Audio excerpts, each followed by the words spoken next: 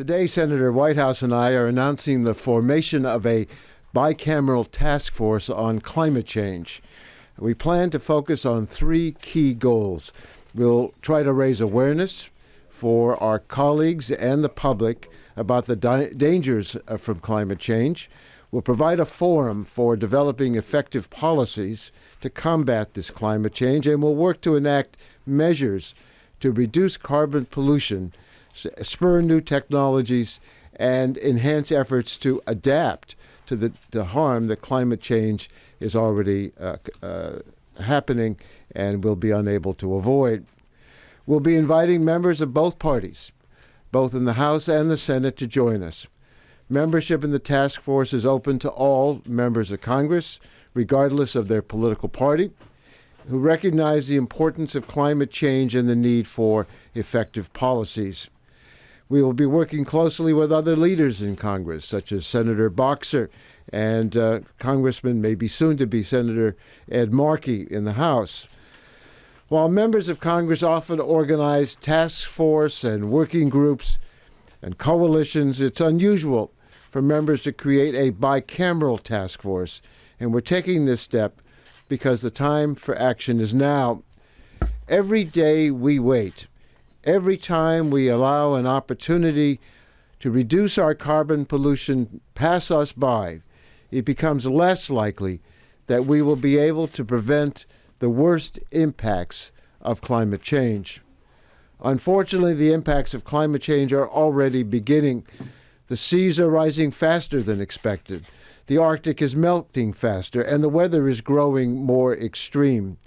The bad weather we had last year was almost biblical in its intensity. Severe droughts, raging wildfires, floods, superstorms, and that's mild compared to what we can expect in the future. At the same time, our window to act is rapidly closing. We cannot afford to wait to take action. Once we release carbon into the atmosphere, it stays there for hundreds of years.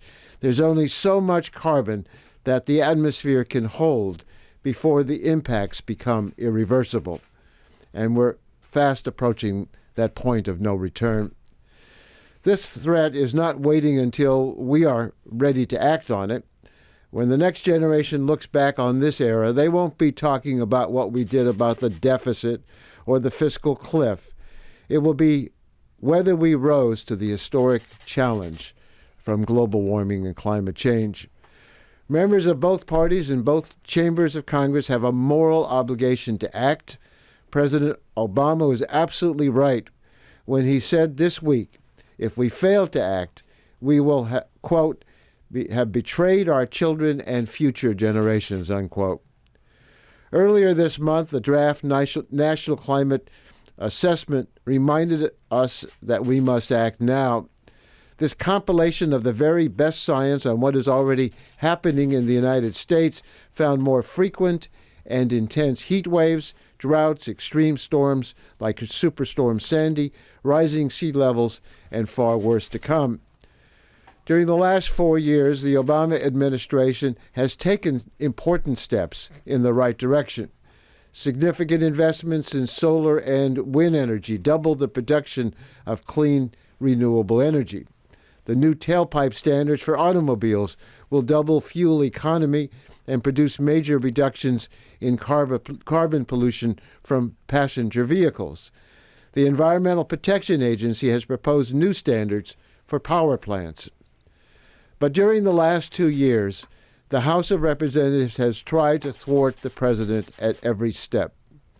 The Republican-led House of Representatives voted 53 times to block action on climate change.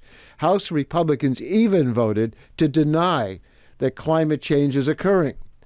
And when Congressman Rush and I wrote to the leadership of the Energy and Commerce Committee over 20 times requesting a hearing on the important developments related to climate change, we never received even a single response to our letters. That's a dismal record of inaction. To help spur action, We're forming a bicameral climate change task force. Senator Whitehouse will work together to educate our colleagues and all Americans about the magnitude of the problem and the urgency of the threat we're confronting. President Obama understands how important decisive presidential leadership on climate change is. We saw that earlier this week in his inaugural address. And today we are writing to the president to urge him to take the next step and develop a comprehensive climate change plan using his broad administrative authorities. 3 years ago, the president pledged in Copenhagen that the United States will reduce its greenhouse gas emissions by at least 17% below 2005 levels by 2020. Much to our dismay, Congress has not acted since then to meet this pledge. Now it's time for the president to act administratively to make sure the United States meets this goal and is on the path for further reductions going forward. We believe the plan should also explain the specific steps federal agencies will take to accelerate investments in innovative clean energy technologies and protect the many vulnerable regions of the nation from the worst effects of climate change. We'll do our part to assist in this effort. In the coming weeks, the task force intends to open a dialogue with all sectors of our economy about constructive steps the administration can take to address climate change. We'll share those ideas with the administration as it crafts its plan. Well, I'm really looking forward to working with Senator Whitehouse on this effort and want to turn this over to him for his remarks. But before I do, I just want to point out that throughout the last Congress, any efforts to address climate change were under constant assault here in the nation's capital. And throughout that dark time, Senator Whitehouse was undaunted. He was a voice of moral clarity on climate change when too few were standing up for our children and future generations. He deserves tremendous credit for what he has done, and it gives us expectations of what both of us and all of our colleagues need to accomplish in the future. Senator. Thank you. It is a distinct pleasure for me to join Ranking Member Waxman to announce the Bicameral Task Force on Climate Change. Throughout his distinguished 38 years in Congress, Congressman Waxman has led the fight to protect public health and the environment and defeated countless attacks on our environmental laws. Through his work, families have cleaner air to breathe and cleaner water to drink. And he has fought tirelessly to ensure that our children and grandchildren inherit a healthy planet. Congressman Waxman was one of the primary architects of the Clean Air Act amendments of 1990. In 1992, he introduced the first bill in Congress to stabilize the climate. His cap-and-trade legislation, the American Clean Energy and Security Act, commonly known as Waxman-Markey, passed the House of Representatives under his leadership in 2009. Congressman Waxman's fingerprints are on some of the country's most impressive environmental and public health milestones. In the spirit of my senior colleague, I have become an active voice on climate change, going to the Senate floor every week, because I've listened to the scientists, to the defense and intelligence communities, and to the American people. Human activity, carbon pollution, is making the world warmer, and the emission of greenhouse gases is putting us at increasing risk. For 8,000 centuries, mankind has inhabited a planet with atmospheric carbon between 170 and 300 parts per million. To put that in perspective, agriculture has been around for 100 centuries.